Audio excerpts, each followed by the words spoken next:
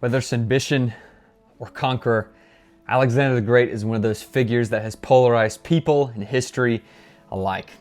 Much of what we know today about the Hellenistic period and Greek culture is because of Alexander, and many of his actions inspire us all. And whether you think he's good or bad, there's a lot we can learn from the former Macedonian Empire. What makes us so fascinated with the character of Alexander? Well, that's what we're going to get into today. If you'd like to, you can subscribe for more videos like this, as it'd be greatly appreciated. Also, side note, there's a lot of weird names, and I will butcher a lot of the pronunciation of certain of these names, so just a bear warning.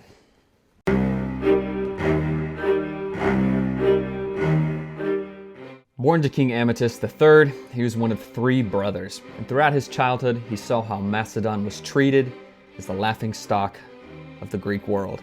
Athens, Thebes, and everywhere around the Macedonians was developing, and most of the Greeks saw them as barbaric and half Greek in the first place. They saw the customs of excessive drinking and non-democratic systems as the main problems. There was a lot more. Along with the difference in tongue and the way they spoke Greek, they were very different from the Greeks of the southern city-states. When King Amycus III died, likely of natural causes, his brothers Alexander II and Perdiccas III became the kings, the rulers. But they were invaded by Thebes, and Philip was taken as hostage to Thebes. It was a time in which would shape the Greek world. Epaminondas, one of Thebes' greatest tacticians and generals, had a major influence on Philip while he was in Thebes. Philip watched and observed this tactician and what he did that made him so powerful. And through watching him is what led to the innovation that the Macedonians had, which was what enabled them to conquer most of the known world. Philip, upon returning to Macedonia, and eventually becoming the king, when his brother Perdiccas was killed in an Illyrian invasion. Once he became the king, the Macedonians adopted a lot of what they saw in Thebes. One of these many innovations in military history in the Macedonian camp was the adoption of the Sicera. This was usually a 13 to 22 foot long pike that would be sitting in the front of the army, creating an absolute wall of death for any cavalry or infantry that tried to pierce it. Not only that, he innovated much of the siege technology and also improving the cavalry. And he also worked on the entire soul of the army, because as most armies in the ancient world, they were civilian armies. Now, the Macedonian armies were being paid to be soldiers, which was much different than typically was the norm. And during the reign of Philip, with his innovations in the army, it led to the Macedonians being at the forefront of the power in the Greek nations, which after he took much of the territories and many lands, he ended up conquering most of the Greek world. Now, this was mainly through the League of Corinth, which included almost every single Greek state and city except for Sparta. But now that they were under the League of Corinth, they were under Philip's control. And this is what mainly spurred Alexander to be so powerful. As for without Philip, he wouldn't have had that innovation in the army, nor the backing of the Greek world under the League of Corinth. We would not really know about Macedon without Alexander, as Philip took the first steps, but Alexander pushed it much farther.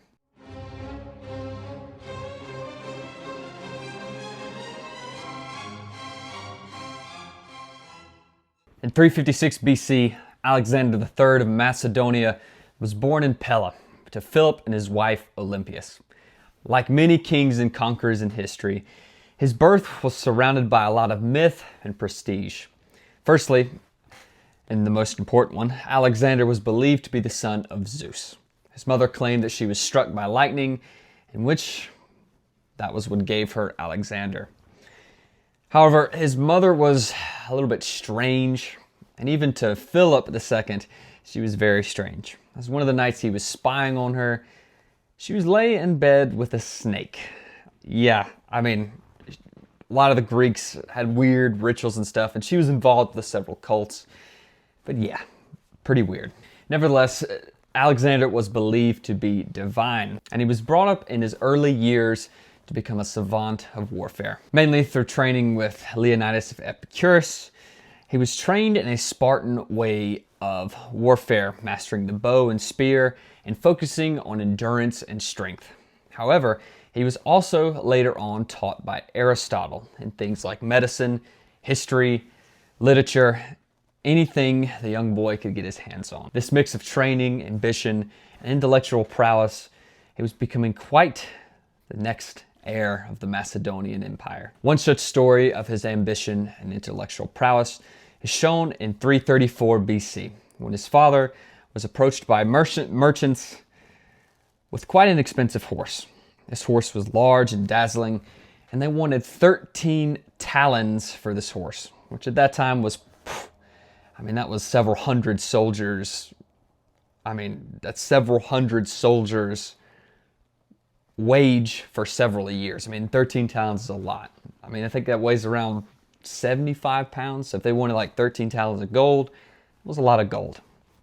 Nevertheless, he didn't want to pay the price, as none of the Macedonian horsemen, and believe me, they were great horsemen, could ever mount Bucephalus, which means ox head.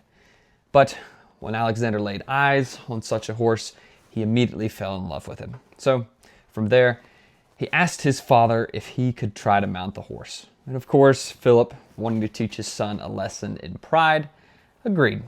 He said, yeah, go ahead, jump on and see what happens. Unbeknownst to everybody else, Alexander knew something nobody else did. That was, he saw the horse was afraid of his own shadow. So facing the horse towards the sun, he immediately calmed, and he was able to mount the horse. At age 10, he was able to do what many men were not, which would be a recurring cycle in his life. But Philip, reacting to him mounting the horse, he declared in tears, "My son, look thee out a kingdom equal and worthy of thyself, for Macedonia is too little for thee." In 337, Alexander and his mother fled from Macedonia in fear of Philip II. It started when Philip planned to divorce Olympias, which of course would put Alexander's call to the throne in question. At the time, Philip was planning to invade Persia, but he didn't want to leave without an heir, as that would be dangerous considering all the enemies that surrounded and were waiting for the opportunity to invade. He decided to marry a noblewoman named Cleopatra, and this was mainly for political reasons. He wanted to secure ties with Macedonian noblemen and as a way to secure the throne, because Alexander wasn't even full-blooded Macedonian. Not knowing, it seemed like he didn't really see how inviting Alexander and his ex-wife to the wedding would be a problem, until it did. There was a lot of drinking, a lot of games. Of course, they were Macedonian. As Philip was drunk, he asked for the blessing of everyone. So everybody came around, gave him their vows, blessings, gifts, whatever. But when it came to Alexander's turn, it was quite different. He started insulting his father and accusing him of calling Alexander a bastard. Philip was so angry that he drew his sword on Alexander, but as he was drunk, he ended up falling over and embarrassing himself in front of everyone. So of course, Alexander, looking at him and wanting to make a spectacle of such an event, declared, "Look everyone, the man who wants to cross from Europe to Asia can't even make it from one couch to the next." Of course, I don't think too many people were laughing because of the danger of it, but however, Alexander had to flee Pella, and that's what they did. However, this time in exile would not last very long, because Philip never bore another son from Cleopatra, and he was wanting to leave as soon as possible from Macedonia to Persia, because Xerxes IV had just been assassinated and had made Darius III the new king. So things were still a little bit in turmoil, but now it was the perfect time to invade. And he didn't want to leave without an heir. So they called back Alexander and his mother, and he was named the heir once again. However, they wanted to throw one last spectacle before he went to Persia. This might be the last.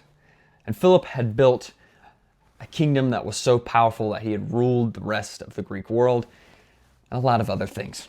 So he threw one last party, which was also a wedding party, for his daughter Cleopatra. Yes, confusing, same name as the woman he just married, who was also marrying Alexander the First of Epirus, the brother of his ex-wife's, the brother of Olympias. Watching the games, he got distracted for a moment.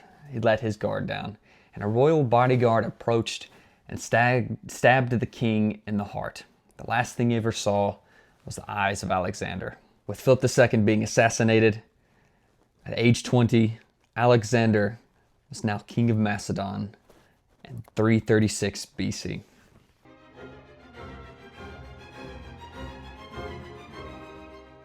He was now one of the youngest kings of the Greek world. And the Greeks believed they could exploit this new king and finally bring an end to the end of the barbarian kingdom that they saw Macedon as. And even most of the people within Macedon did not believe he was fully ready. Now that Philip was dead, they kind of hoped Alexander would not pursue that notion of invading Persia. But we all kind of knew how that went. However, when it came time to convince them to go, he had one sly card up his sleeve. That was that Alexander was trained in rhetorical speaking, and he knew how to move a crowd. He wept in his father's death. He reminded them that they were the great Macedonian army, and they cheered him as king, and they were ready to follow him to the ends of the earth. Or it was more likely that at that time he also removed all taxes. And of course, you'd want to follow anybody to the ends of the earth if they repealed all taxes. So it's either one. But now the generals that were under Philip were now under Alexander, Parmenion, and Antipater. They were now to help him and guide him as if his father was there. Which, of course, he didn't really want his father's influence over himself, but he knew he could not remove them until much later. But for now, he was secure as king, and the first thing he had to do was deal with that pesky League of Corinth. Most of the Greek city-states didn't want to be under Macedonian control, so they were going to revolt against Alexander. Most of the cities moved the Macedonian legionaries out of their cities, and Demosthenes of Athens, who was the most respected orator at that time, even gave the assassin of Philip a posthumous crown. So yeah, it wasn't the greatest time. It wasn't the greatest move that they've ever done, but you know, they tried. Alexander, in response, quickly moved all of his armies all over Greece, quickly took control back over the Greek city-states. Once he had done so, to make matters politically better, he moved from each city-state, going to each colony, and seeing what it was like, just making an appearance. A good political move. However, when he stopped in one of the Greek colonies in Sinope, he ran across a man who he had read about and probably Aristotle told him about. And that was Diogenes. On the outskirts of town, living in a barrel, Diogenes was laying as Alexander approached. And when he found him, he was absolutely enthralled. And that's mainly, to give some context to this, Diogenes believed in living accordance with nature. However, he took it a little bit more extreme than if you take the example of the Stoics. For example, he would shit in the street and jerk off in public. They believed in rejecting the conventions of society, and Alexander was very intrigued by such a character. So when he asked him if he could give him anything in the world, Diogenes replied, "Yes, if you would kindly move out of the way of the sun." All the people around Alexander were kind of taken aback, but Alexander remarked, "If I were not Alexander, I would want to be Diogenes." He wanted to invade Persia as soon as possible, but he had to deal with certain problems that were going around Macedonia. There were the barbarian tribes that troubled his father. The main bulk of them were from the Balkans. And they knew that if he left for Persia, it would probably come down and try to destroy Macedonia and would cause a lot of problems. So he decided to leave a mark on this tribe so that would never test him again. They marched along the Aegean coast into Thrace up into the high mountains to the outpost of Philippopolis, which his father had established, straight to the wall of Mount Haemus. And up that mountain lay a dangerous tribe called the Triballi. Alexander marched into a narrow pass that could only hold about 12 men in a row at a time. So it was a very narrow pass. And it was also being guarded by giant carts in which the tribe planned that if Alexander got close enough, they would push the carts and they would roll straight into them. Alexander was hesitant. However, he was hit and struck with a brilliant idea. So he ordered his troops forward. They moved hesitantly, and the carts started rolling towards them. And as soon as they started rolling, Alexander ordered them to step aside and create a ramp with shields. The carts flung straight past him, over the ramps, and now the tribe knew they were screwed. Most of them were killed, and a large portion of them were sent into slavery. And that's kind of the repeating pattern with some of these tribes.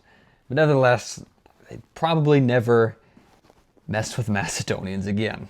Continuing his march to destroy more tribes, he led them down to the Danube, a place where Persia had once invaded Greece. And when they heard that Alexander wanted to come over there and destroy them, they kind of laughed at him. They're like, oh, yeah, okay. Nevertheless, they knew he didn't have enough ships to cross, and if he was to build a bridge, it would be shot down and probably take too long. So they laughed at the thought of Alexander crossing. However, Alexander had studied Xenophon. He got his soldiers to start sewing their tents together and putting hay inside the tents. Then he gathered every boat he could, and overnight they floated across the river. And in an instant that night, the Gedi tribe fled as Alexander had just crossed.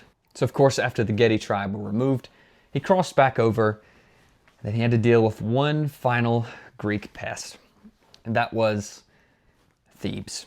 Of course, long history with Thebes, as I had mentioned, but now he had enough of them. He completely destroyed Thebes, so he would never have to worry about them again. It also set a standard that if any other Greek city-states wanted to do so, he had no remorse in destroying them. But now that his affairs were settled on the mainland and near Macedonia, he can now finally step foot on Persia. So crossing the Hellespont, jumping off the boat and being the first to step foot on Persia, the invasion had begun.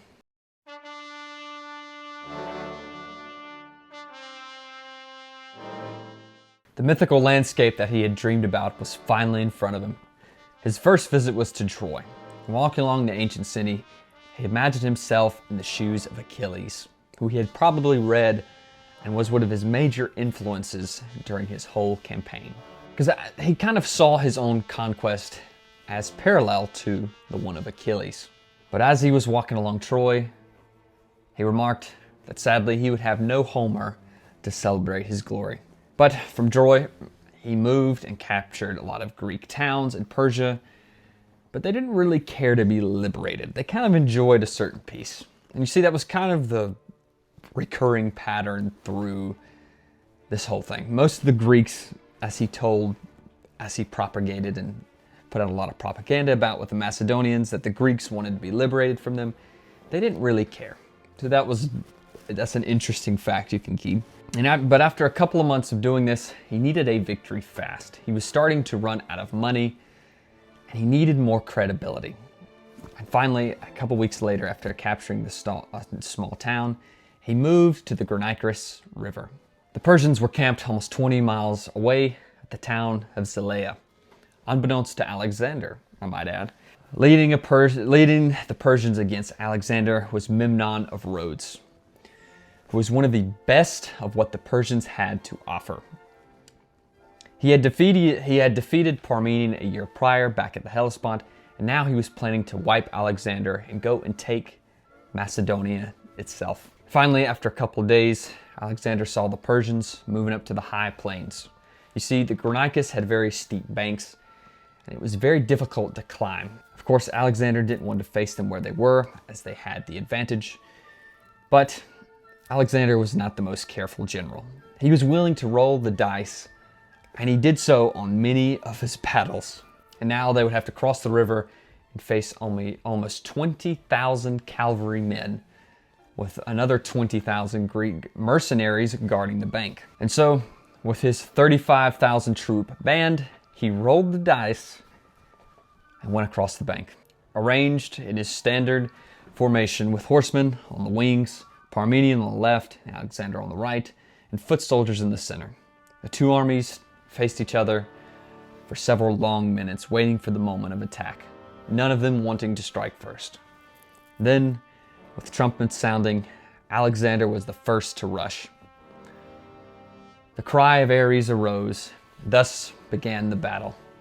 Alexander reached the bank so fast that the Persians couldn't even fire off any arrows, and they were completely caught off guard. He was trying to outflank them. The battle soon became an absolute bloodbath. Bodies piled up, and Alexander was suddenly surrounded by Persians who tried to slay him. Which, of course, if that happened, that would have ended the war there completely. While in the fighting, his lance broke, and he was unarmed in the middle of a fight. His friend, one of his friends, threw his weapon to Alexander, and he rushed back into the fight. With his friend's sword, he stabbed a nobleman in the face, who happened to be one of Darius's sons-in-laws. While distracted, he was hit in the head so hard it split his helmet in two. Alexander flew to the ground stunned, and he was almost struck down when his friend Cletus the Black jumped in, sacrificing his own arm to save the king's life. And soon after such an event, the Persians retreated. Alexander rounded up the remaining Greek mercenaries, and he wanted to make an example of them. Most of them were killed or they were enslaved. The first battle was won. It was one of the first that showed us what was to come. The spoils were great. The new territory was now in Macedonian hands. More was yet to come. After the Granicus battle, he moved south, taking Sardis, a key city with little to no resistance, and then taking the coastal city of Ephesus. So, after some time, word had finally got around that Memnon was now set as the commander of all the Persian armies. Now, the price for such an office was that now Memnon of Rhodes, which him being Greek, he had to leave his family at the court of Darius, because they were still questioning whether he was loyal to Persia or this new Greek ruler. Now, this means that the army was a lot more serious against its fight against Alexander. And now, Memnon was stationed at Halicarnassus, waiting for Alexander to arrive. And once the Macedonians had arrived at Halicarnassus, he realized that it was going to be a long war to capture this city. His first siege of Halicarnassus didn't go well, so he returned with more siege rams, towers, anything that they could break through the walls. And weeks after weeks, it seemed he could not break through at Halicarnassus. And soon it was autumn, and he wanted to take the city before it turned into winter. So after much consideration, he led assaults, first in line on the city for days. And the cost of blood got so bad that Memnon ended up retreating. He sailed away to the island of Kos.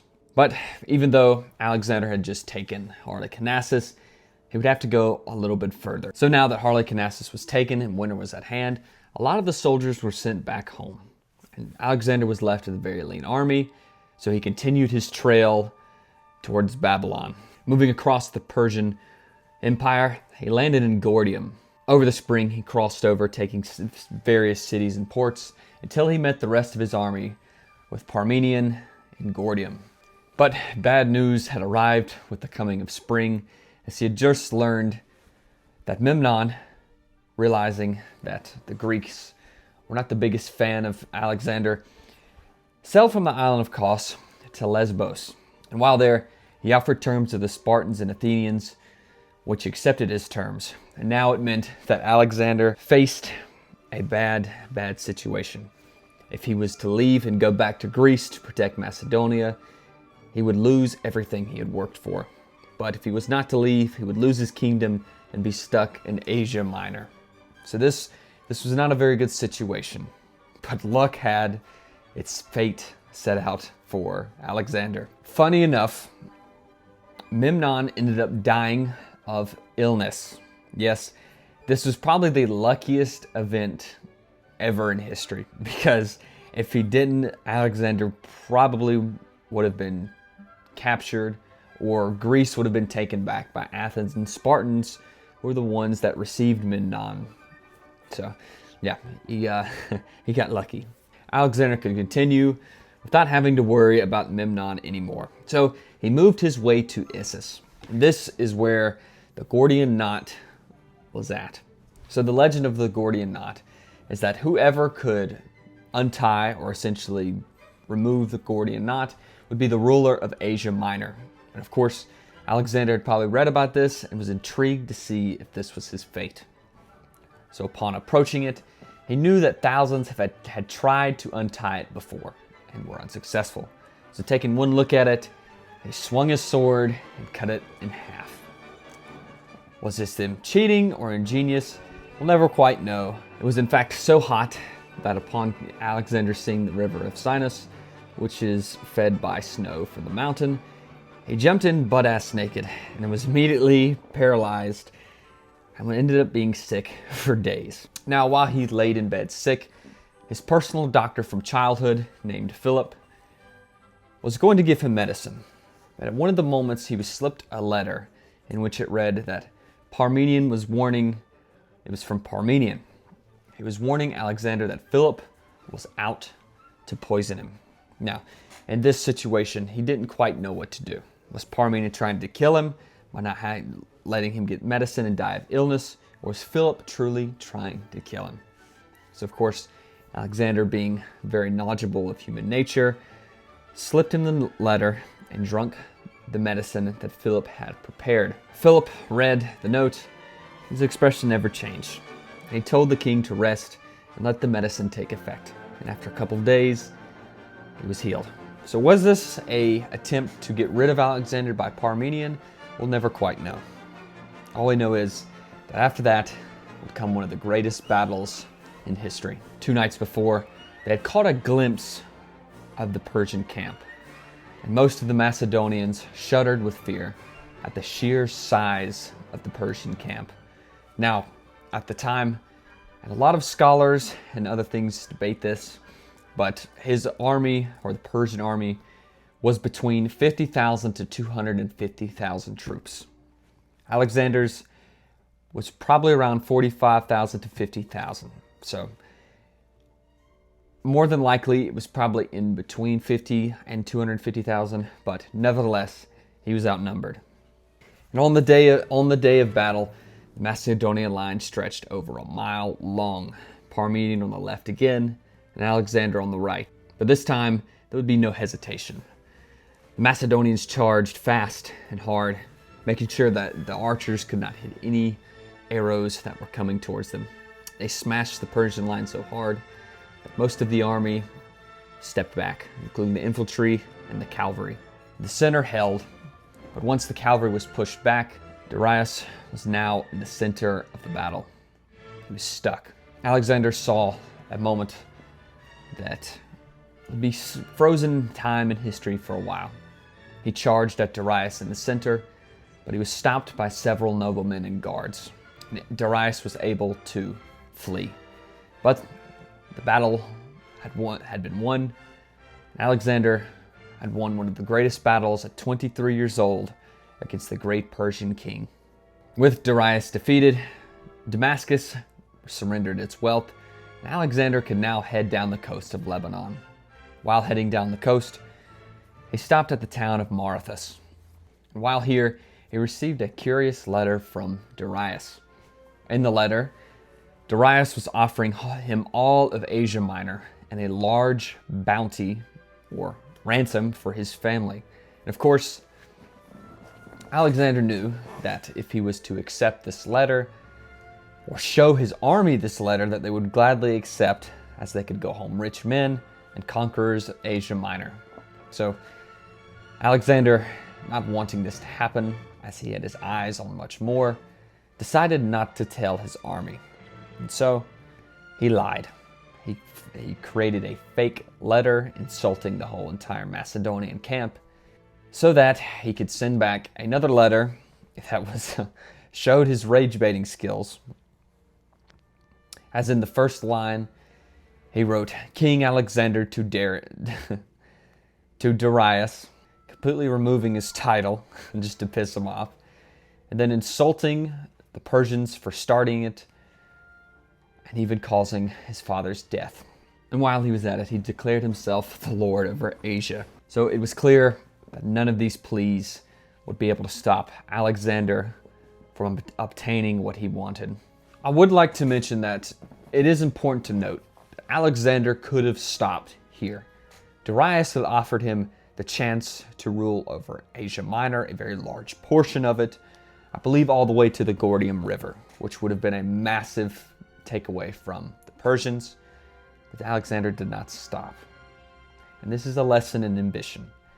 Although it did carry him farther, later on, this ambition would hurt him. So be sure you know when to stop.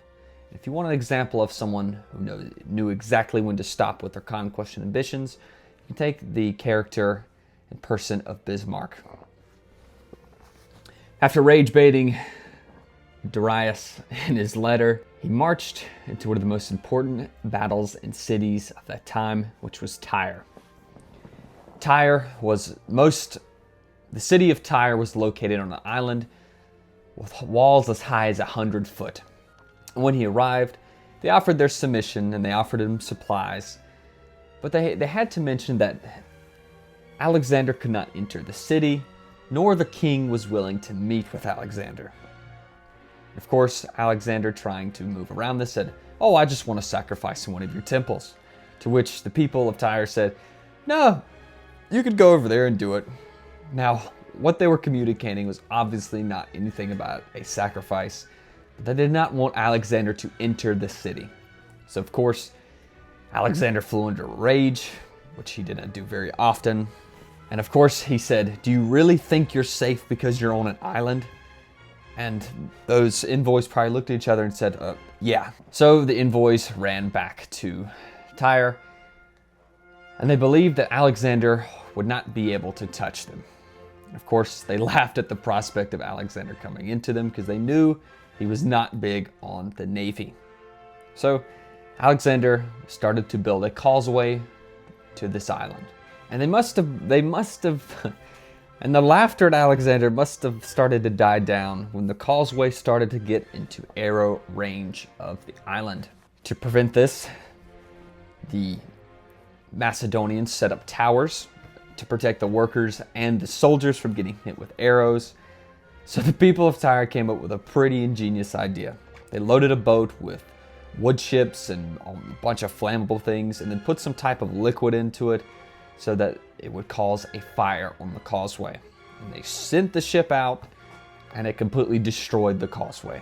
After months of Alexander and them building the causeway, it had just went down flames. There was a feeling despair over the Macedonians. However, Alexander decided to double down, doubling the size of the causeway and bringing in ships to back him up. And after almost a year and 6 months since he had cut the Gordian knot in Issus, Alexander turning 24, in July, the causeway reached the island. And it was just to say, it was not such a good time. They had surrounded the city, and a ship with a battering ram burst through those 100-foot high walls. And Alexander led the attack through the city, and usually he would restrain his soldiers from doing certain things, but they had been building this causeway for almost 7 months, and they were all very angry. So he just let his soldiers loose, and they slaughtered the entire city. Almost 2,000 fighting men were crucified on the beach, and most of the women and children were enslaved or killed. And it's interesting today to see that now the island of Tyre and to the mainland are connected through the causeway that Alexander had built, as it almost created a landmass going to there. And it's pretty interesting to see. So now that Tyre was completely destroyed, He moved south through Galilee, down the path to Mount Carmel, then to Joppa, where the legend of Jonah taking the ship and being swallowed up by the whale had originated from.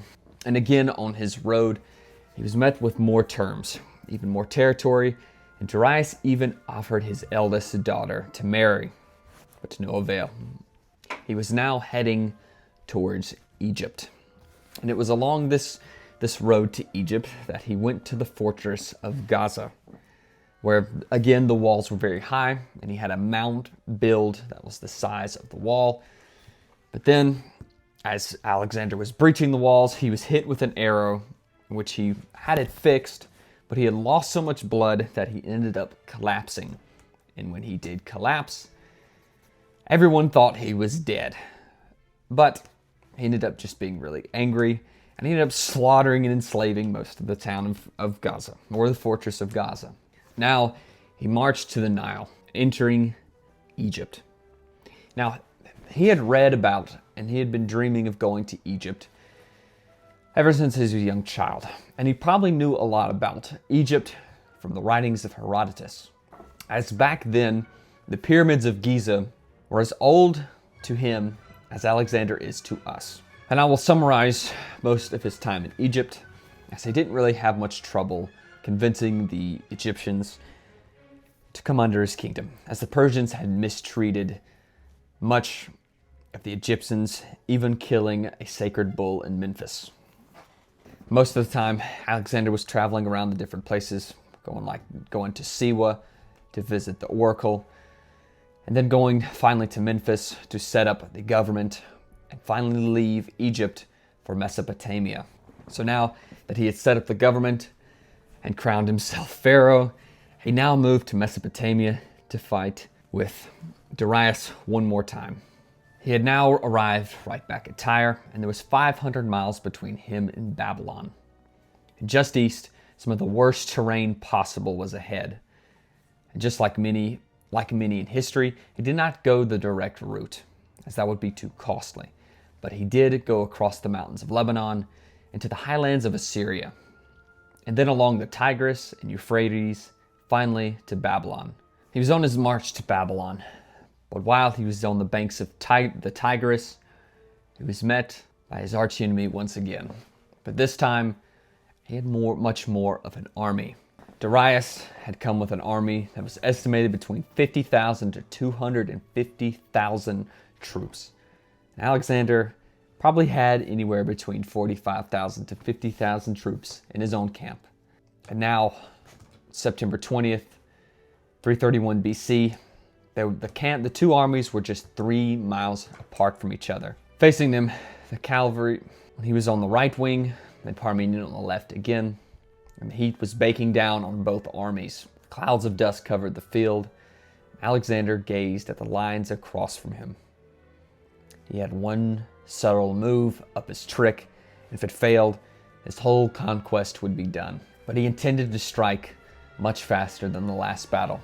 He mounted Bucephalus and dashed towards the Persian camps. But this time, he changed his tactics. He set his cavalry parallel to the army of the Persians, and he intended to go around to outflank them. But it was a very risky move. And while Darius moved his forces to attack Parmenion on the left, some of the army started to separate and follow Alexander, creating the gaps that Alexander was looking for. The Persians, using the scathed chariots, intended to absolutely destroy the Macedonians. Unknown to Darius, though, Alexander had been training his army for weeks to defeat these chariots. Parmenion on the left was holding strong, and they started to see the gaps forming. Finally, Alexander saw the center thinning, and he absolutely exploited the gap. They were fighting tooth and nail. Darius was caught by surprise at seeing Alexander so close to him, and soon Darius was running backwards, and Alexander was chasing him. But he had to stop very short, because he had just gotten word that Parmenion and his armies had just been broken through, and it was at the mercies of the Persians at this point.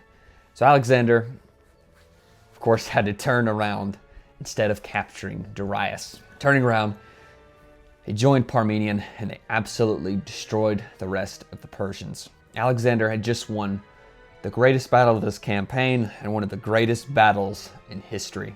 Reportedly by ancient sources, they say that Alexander didn't really lose that many soldiers, somewhere between 100 to 300, which I don't know how accurate that is considering the sizes of this army. And Darius reportedly lost 90,000. I don't know if those are the right numbers.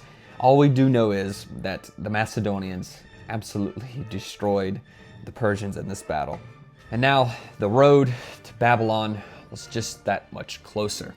Darius was fled to the old capital of Ecbatana. And from this way, he had lost most of his forces, but he planned to wage guerrilla warfare on Alexander until the end. But now, Babylon was his. And soon he walked through the gates to roarous crowds celebrating his arrival at Babylon. And he was enthralled with the wealth of Babylon. But as we all know, he had to move soon, as he wanted to capture the next capital of Susa. Now, the Macedonian Empire had begun, and all that was left was just small remains. Alexander did not stay in Babylon for long, and with 15,000 new troops, he made no hesitation to continue to Susa.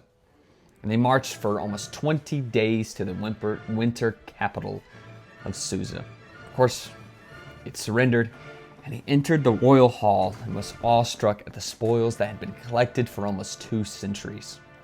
Of course, he made a spectacle of him sitting on the throne of Darius. But funny thing was, well, as soon as he sat on the throne, his feet dangled off because he was probably only 5'7". And this is where he left his hostages, or Darius' family. And soon he stayed there until the new year came in Susa. But he was not going to stop here. It was now time for him to invade the homeland of the Persians. They marched as snow fell and the cold descended, through the Persian gates, fighting the defenders until pushing through the blockade. He was now heading to Persepolis. This was the ceremonial capital of Persia. They arrived by January, and they were trying to get there before Artabarzanes got there first. This was the man who had led the Persians at the Persian gates, and he was quite a formidable commander. Once he had reached the gates of Persepolis, the gates were already open, as one of the treasurers promised to open the gates and surrender if Alexander got there before the commander. He walked into the gates, but unlike Babylon, there was no crowds waiting. Everyone hid from the Macedonian conqueror. It was a new city, and it had vast treasures and wealth. And most of the Macedonians were struck at how well the city was constructed and the amount of wealth that was within it, as most of the Macedonian army had gotten restless, and Alexander could no longer hold them back. As you see, this was the whole entire face of the campaign. This was the city that Alexander described as the most evil and the most hated, and it was the one that they had to take. And Alexander, knowing this, to avoid a riot, he let them loose. And for a day, they raped, sacked, destroyed, raided, and took everything in the city. And this is one of the most horrific events, probably the most horrific event throughout his entire campaign. For a full day, they destroyed everything. Then Alexander ordered them to stop. There was absolutely nothing left of the ceremonial capital. This is where a lot of the soldiers thought they would stop.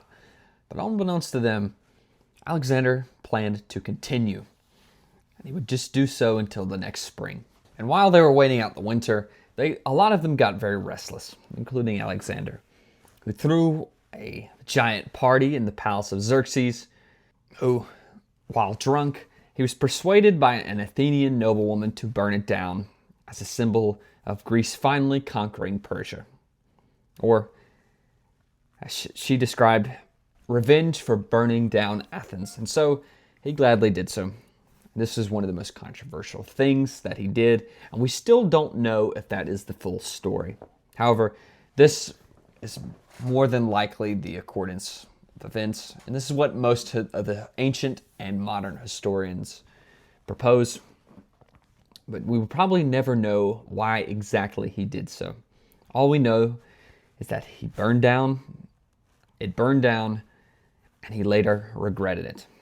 But once the snow had melted, the new year had come, and spring was now in season, he decided to chase the fallen king and to fully cement his victory. They marched heading toward Ecbatana. Darius was now gathering another army in Ecbatana.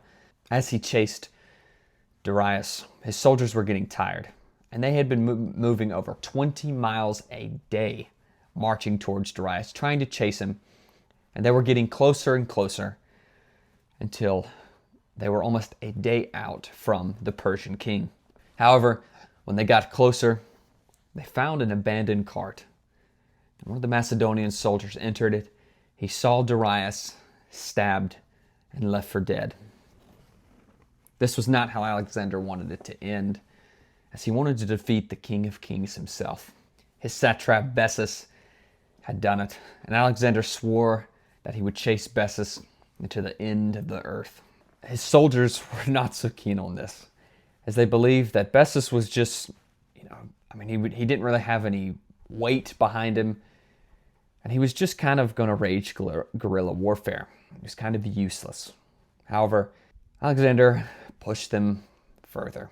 For the rest of his campaigns, a lot of it was just capturing various towns.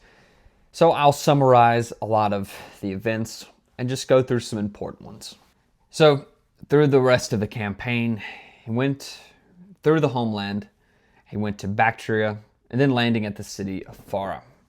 In the city of Phara, this is where Alexander heard Parmenian's son, Philotas, was plotting to kill him. And this was a very controversial move.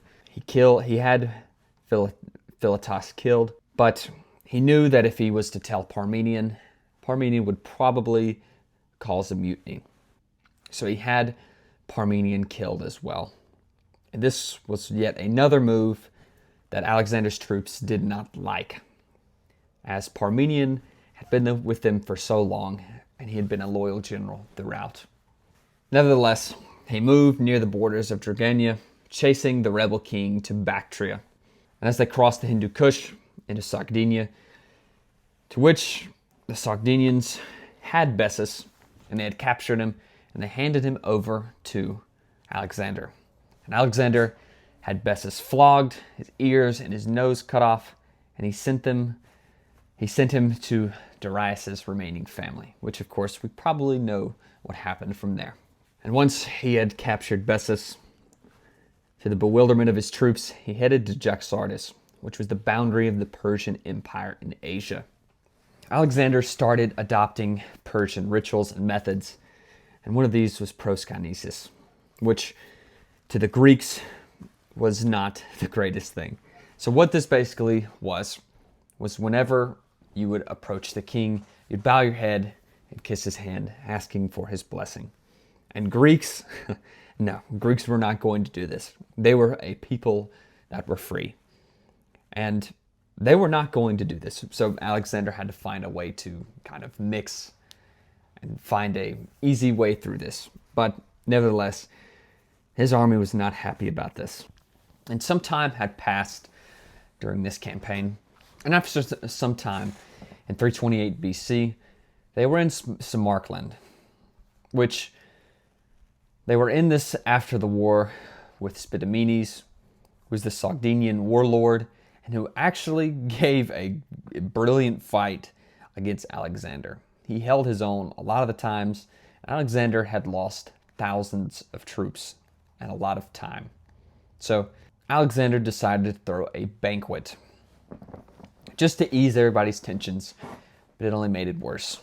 When they were all drunk, all was well until one of the court musicians started to play a satirical song and started to make fun of the Macedonian troops and their failures. However, they did leave out Alexander, so Alexander found this amusing. Cletus the Black, the man who had saved Alexander's life at the Granicus, did not find this so funny. So he rose up, he insulted most of the Persians that were in the room, and said it was a shame that the loyal Macedonians who had followed him all this way were being insulted this way. Alexander, amused, commented that he was just making excuses for not capturing Spidomenes. So Cletus the Black responded that it was probably his cowardice that saved him at the Battle of the Granicus, and that Alexander had turned his back on his father, and he was starting to turn his back on the Macedonians. Alexander probably had steam coming out of his ears at this point, but Cletus continued to berate and insult Alexander to the point where they jumped on each other, but they were broken up before they could fistfight. However, Alexander could not take this, and they were both being dragged away. But Cletus the Black being dragged away, Euripides, the playwright, saying, "Oh, how rotten things are in Greece." Cletus broke away from his friends, continuing to insult Alexander further. But as Alexander was being dragged away, he happened to break away from the guards and steal one of the spears and running it through Cletus. The king immediately regretted his mistake, and his guards dragged him back to his tent, weeping, where he did not leave for 3 days. Now the army was more worried than ever, as Cletus had spoke everything on their mind, and he was cut down for it. And during this time, it took Alexander a long time to recover, but after listening to what the soothsayer came up, it was probably some bullshit, he continued. And later, after months, Spidomenes was betrayed by his own troops, and they cut off his head and sent it to Alexander, ending the warlord. Also, near this time, Alexander had married one of the first women he'd actually fell in love with, named Roxanne. She was a noble woman from Bactria, this was something that a lot of the generals, again, in the army did not see as a good move. She was not even a Macedonian. She was a barbarian.